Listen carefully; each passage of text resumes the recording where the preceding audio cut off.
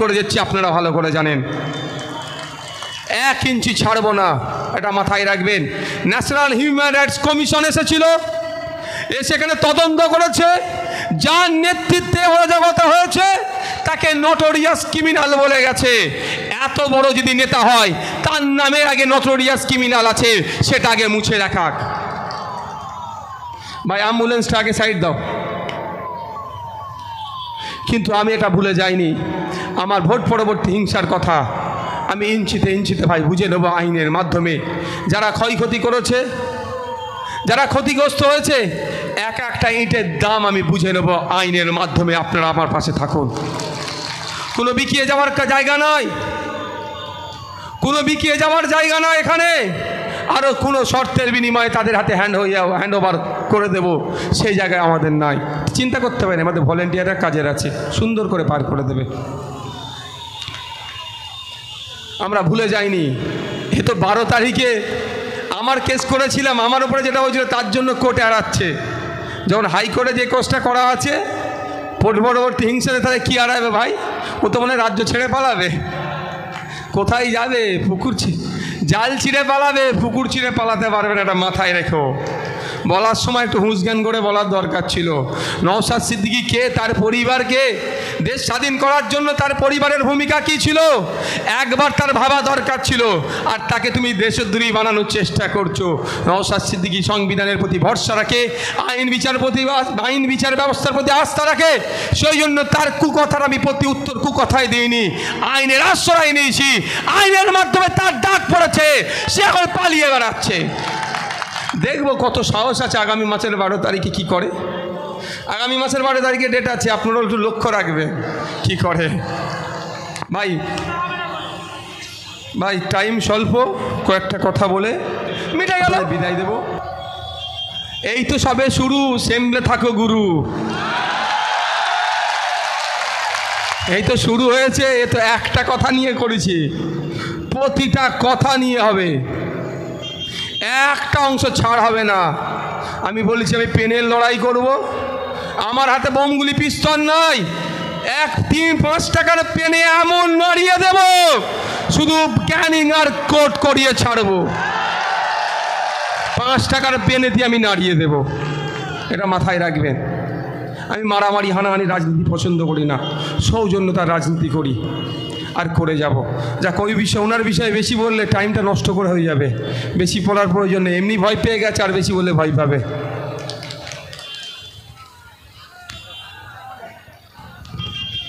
আজকে আমি আমার অফিসে ছিলাম, একজন আসলেন, তিনি আমার সাথে দেখা করতে। কোনো এক জায়গা থেকে এসেছে, এই ভাঙড় সংলগ্ন এলাকা থেকে। বলছে তার বাড়ি থেকে রমজান মাসে তার বাড়ির এক সদস্য 3 দিন না খেয়ে রোজা রেখেছে। কেন? রমজান মাসে 2021 সালে কী হয়েছিল, ভোটের রেজাল্ট হয়েছিল, তারপরে কীভাবে নির্মম অত্যাচার চলেছে, ধান নিয়ে চলেছে, পায়ে ধরেছে একজন মা, যে 10 বস্তা অন্তত ধান রেখে যে আমার ছেলেপুলেরা খাবে, সেটাও রাখেনি, তাকে লাথি মেরেছে। মায়ের কথাটা আমার বুকে এখনও বাজছে। শুধু মায়ের কথা ভেবে নয়, সেই সময় যারা আক্রান্ত হয়েছিল, হয়তো তাদের পাশে এসে আমি দাঁড়াতে পারিনি, কিন্তু যারা আক্রান্ত হয়েছে, যারা আক্রান্ত করেছে, যারা অভিযুক্ত, তাদের বিরুদ্ধে কিন্তু আমি হাইকোর্টে লড়াই। কেস খাবার ভয়ে বলছি না আমি, বা জামিন, রাস্তায় যাতে গাড়িগুলো ঠিকঠাক চলাচল করে, সেই দায়িত্বটা আমাদের ছেলেদের কাঁধে তুলে নেবেন। কারণ যা কেস দিয়েছে, ভাঙড় থানা, লেদার কমপ্লেক্স থানা, কাশীপুর থানা যা কেস দিয়েছে, আমি ধন্যবাদ জানাই পুলিশ মন্ত্রীকে। আমাদের আনট্রেন্ড ছেলেগুলো সব ট্রেন্ড হয়ে গেছে, ধারা সম্পর্কে মুখস্থ হয়ে গেছে। আর আমাদের কর্মীর কাছ থেকে আমিও শিখে গিয়েছি। ফোন করে বলছে ভাইজান 507 দিয়েছে। 507 কি? আমি খাই না, আমাকে জিজ্ঞাসা করছি। ওরা বলছে এই ধারাই, এই মানে শিখিয়ে দিয়েছে আমাদের ছেলেদেরকে, আইন সম্পর্কে সচেতন করেছে। তা আপনাদের বলবো, কেস কাবাডির ভয় আইএসএফের ছেলেরা খায় ভাই? এই খায় কেউ? কেস তো আমাদেরকে মুড়ি মুড়কির মতো দিচ্ছে। এটা আমাদের যেন কেসটা যেন মনে হচ্ছে আমাদের ভ্যাকসিন। বেঁচে থাকার জন্য অনেক সময় ভ্যাকসিন নিতে হয় না, অনেক ক্ষেত্রে দেখেন করোনা পিরিয়ডে ভ্যাকসিন নিতে হয়েছে, যদিও করোনা পিরিয়ডের ভ্যাকসিনটা কত গ্রহণযোগ্যতা আছে সেই বিষয়ে যাচ্ছি না। তা কথা হচ্ছে এই প্রোগ্রামটা এখানে করার ছিল না, প্রোগ্রামটা ছিল গত মাসের 30 তারিখে জাগলগাছি অঞ্চলে, একটা অঞ্চলে নিয়ে অল্প কিছু লোককে নিয়ে একটা প্রোগ্রাম করার কথা ছিল। এইখানেও খুব বেশি লোক হয়নি ভাই, গাড়ি যারা যাচ্ছে ঠুকাঠুকি করতে হবে না। হ্যাঁ, সাউন্ডে আওয়াজ যাচ্ছে না ভাই, বলছে আওয়াজ যাচ্ছে না কেন? বা একটু আওয়াজটা বাড়িয়ে দাও তো ভাই। এবার তো এখানে ছিল না, প্রোগ্রামটা ছিল ওখানে। ওখানে নিশ্চয়ই জানেন কি হয়েছিল, মঞ্চ ভেঙেছিল, যারা মালপত্র চুরি করে নিয়ে গেছে তাদের মধ্যে আবার লড়াই লেগে গেছে। সেই ভয়েসও আমাদের কাছে এসেছে, যা কারা নিয়ে গেছে না নিয়ে গেছে আমরা সবাই জানি। তারপরে সপ্তাহে প্রোগ্রাম ছিল, সেটা হতে দিল না, অবশেষে এটা হতে দিচ্ছিল না, এটা হয়েছে। 30 তারিখে পারলে আমি প্রোগ্রাম করতে পারতাম, সমস্ত পেপারস আমার কাছে ছিল, কিন্তু আমি চাই না ভাঙড়ের নামকে নতুন করে যে সমস্ত রাজনৈতিক কারবারিরা বদনাম করছে অন্তত আইএসএফ করবে না। ভাঙড়ের মাটিকে সম্মান দিয়ে, প্রশাসনের রিকোয়েস্টকে মান্যতা দিয়ে, ভাঙড়ের মানুষের স্বার্থে, ভাঙড়ের সুনামের স্বার্থে আমি প্রোগ্রামটা পিছিয়ে দিয়েছি। আমি প্রোগ্রাম পিছিয়ে দিয়েছি মানে এই নয় প্রশাসনের কোনো ব্যক্তি যদি মনে করে নওশাদ সিদ্দিকী ভয় পেয়ে গেছে তাহলে সে দিনে ঘুমোচ্ছে, জেগে ঘুমোচ্ছে। সে নওশাদ সিদ্দিকী ভয় পাওয়ার ছেলে না, নওশাদ সিদ্দিকী সংবিধানকে মান্যতা দিয়ে চলে, পরিবেশ পরিস্থিতির কথা ভাবে, মানুষের অসুবিধা হোক সেটা কোনোদিন চায় না। সেই জন্য প্রোগ্রামটাকে পোস্টপোন করেছিলাম। প্রথম চেষ্টা করেছে তৃণমূলের কিছু আশ্রিত দুষ্কৃতীদেরকে দিয়ে প্রোগ্রামকে বানচাল করা, তখনও যেটা হয়ে উঠছে না, তারপরে প্রশাসনকে কাজে লাগাচ্ছে। পেপারসগুলো কোথায় আছে রে? এই পেপারগুলো কোথায়? তোকে গাড়িতে রাখার জন্য বলেছিলাম। এই প্রোগ্রামটাকে নিয়েও প্রচুর চেষ্টা হয়েছে বন্ধ করার জন্য। এখানে ল্যান্ড পারমিশন, ল্যান্ডটা হচ্ছে শওকত বাবুর বাবার না,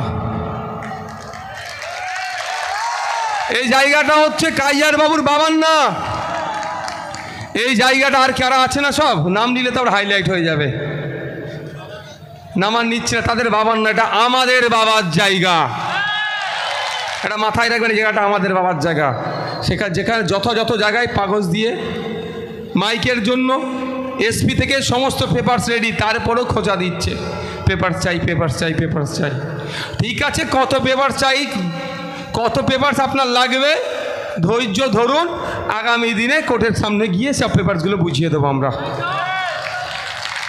এখানে প্রোগ্রাম করলে অসুবিধা হবে, সুবিধা হবে, অনেক কথা, সে প্রসঙ্গে আমি যাচ্ছি না।